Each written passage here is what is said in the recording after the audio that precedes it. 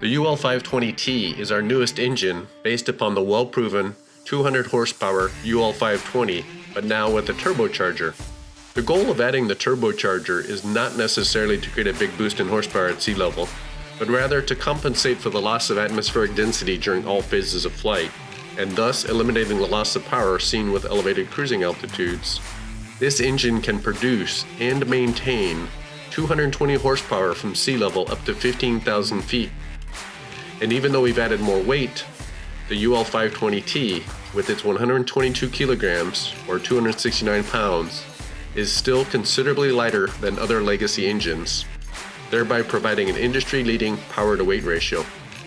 The engine flies on a minimum 93 octane automotive fuel in the United States, 98 octane MoGas.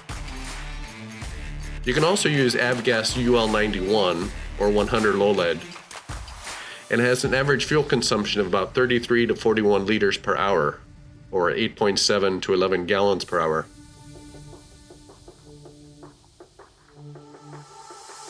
The engine is designed and tested in accordance with ASTM 2339 requirements. Since the engine is not heavily boosted, a normal-size intercooler and oil cooler are sufficient, thereby keeping the installation clean and simple. On the right side of the muffler, you can see the turbocharger.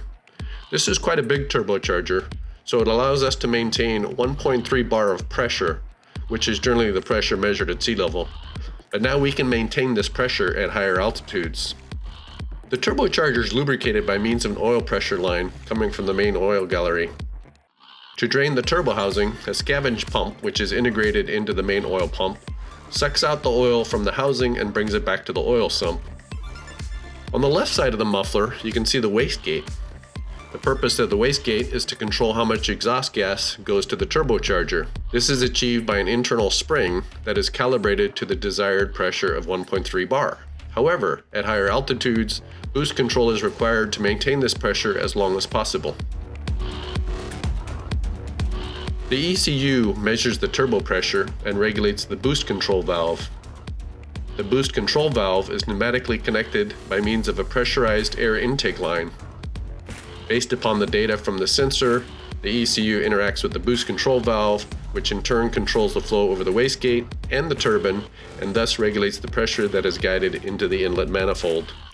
In addition to all this, there is an electronic turbo pressure limiter that serves as a safety device to prevent overboosting and potential damage to your engine. So in closing, here are some questions that might help you decide if you need a turbocharger.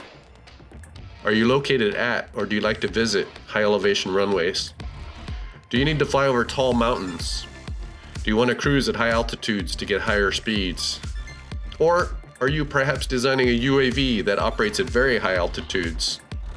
For these reasons, and perhaps others, the UL520T may be right for you. Thank you very much for considering ULPower.